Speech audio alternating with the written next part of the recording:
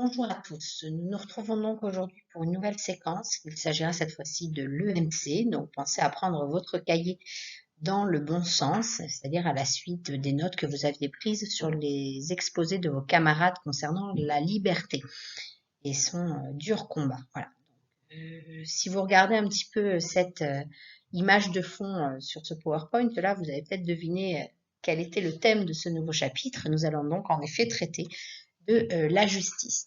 Vous écrivez le titre de ce nouveau chapitre, donc il s'agit de l'EMC 2, la justice garantit le respect du droit. Une fois que vous avez écrit ce titre, alors prenez votre temps, hein, n'hésitez pas à mettre le PowerPoint sur pause de façon à pouvoir utiliser et prendre le temps d'écrire surtout tout ce que je vous demanderai d'écrire. Une fois que vous aurez fini d'écrire ce titre, vous pourrez prendre votre stylo vert et écrire comme nous en avons l'habitude la problématique du chapitre, c'est-à-dire quelles sont en fait les grandes questions auxquelles nous allons répondre dans le courant de ce chapitre. Donc nous verrons ensemble quels sont les rôles et l'organisation de la justice en France. Dans ce chapitre-là, comme dans le chapitre précédent de MC, il n'y a pas de fiche objectif. Donc vous pourrez vous pouvez écrire le cours directement après cette question. Nous allons par contre commencer, comme à chaque fois, par une introduction. Donc nous allons commencer par une introduction et vous le savez, il m'arrive depuis septembre de vous commencer l'introduction par un petit peu d'histoire de l'art.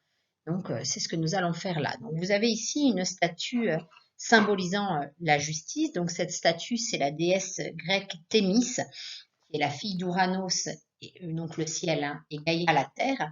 Donc c'est une titanide, une fille titan, qui est donc le symbole de la justice, elle représente en fait la loi divine.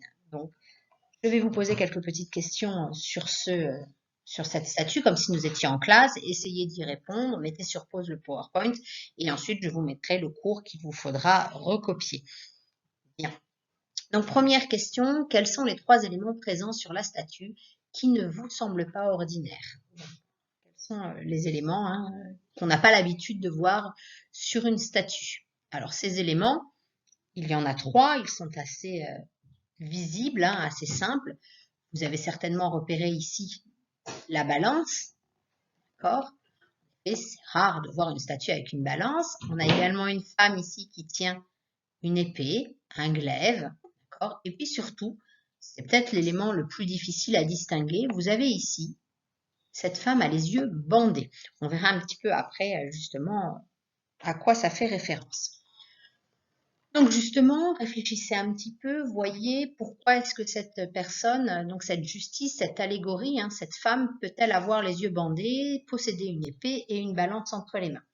Alors, la balance, c'est très simple, c'est pour peser le pour et le contre. Dans chaque affaire qui va être jugée, il va falloir examiner les éléments à charge et à décharge, nous y reviendrons un petit peu plus tard. La justice possède également une épée, un glaive, puisque en effet, cette justice doit trancher, doit décider si vous êtes coupable ou innocent. Donc, c'est extrêmement important. Et puis enfin, elle a les yeux bandés pour une raison assez simple et qui était très chère aux révolutionnaires dont nous avons déjà parlé ensemble, et qui était inscrite dans la Déclaration des droits de l'homme et du citoyen du 26 août 1789, c'est tout simplement que la justice doit être impartiale, c'est-à-dire qu'elle ne doit pas prendre parti, elle doit être la même pour tous, quelle que soit votre origine sociale, quelles que soient vos richesses ou votre place dans la société. Donc maintenant que nous avons vu ça, vous allez pouvoir prendre votre cours et noter donc l'introduction. Qu'est-ce que la justice? Alors je l'ai écrit en rouge, mais vous n'êtes pas obligé, vous pouvez l'écrire de la couleur que vous voulez, je vous le rappelle, ça n'est pas important pour moi. Donc, qu'est-ce qu'il faut retenir? Eh bien, il faut retenir que la justice est parfois représentée sous la forme humaine, mais que c'est toujours une femme. En effet, la justice est un mot de genre féminin, donc on a conservé le féminin pour son allégorie. On dit la justice, donc c'est une femme. Ensuite, cette femme a les yeux bandés, je vous le rappelle, afin de montrer qu'elle est impartiale, c'est-à-dire qu'elle est égale pour tout le monde, quelle que soit sa situation sociale, économique. Elle possède enfin une épée pour trancher les conflits, hein, elle décide si vous êtes coupable ou non, mais dans tous les cas, il faut qu'elle prenne une décision, elle ne peut pas tergiverser, elle ne peut pas hésiter, elle ne peut pas balancer, elle doit trancher, d'où la présence du glaive. Et enfin, donc, en effet, une balance, hein, pour bien peser le pour et le contre dans chaque affaire et ne pas prendre de décision un petit peu à la va-vite. Voilà, donc pensez à bien mettre sur pause, hein, de façon à écrire tout ce qu'il y a là sur la diapositive avant de passer à la suite. Bien, maintenant que l'introduction est copiée dans votre cahier, nous allons pouvoir commencer véritablement le cours. Donc, le cours va se passer, hein, comme on a l'habitude de le faire en classe, c'est-à-dire une partie où je vous explique les choses et puis une partie où vous êtes en activité. Sur cette première leçon, vous serez d'ailleurs en activité et puis nous corrigerons cette activité lors de la prochaine séance qui normalement devrait être jeudi, si je ne me trompe pas dans les dates. Voilà. Dans tous les cas, sachez que c'est pour la prochaine séance et ça sera mis en ligne directement sur Pronote, la correction. Bien. Donc, vous allez pouvoir écrire le titre de cette première leçon. Donc là, on est en rouge, hein, toujours, vous n'oubliez pas, leçon 1, donc l'émission et l'organisation de la justice en France. Et puis, nous allons commencer tout d'abord par un exemple d'affaires. Et donc, vous allez travailler là, tout seul, en autonomie. Donc, vous allez avoir une petite vidéo à regarder.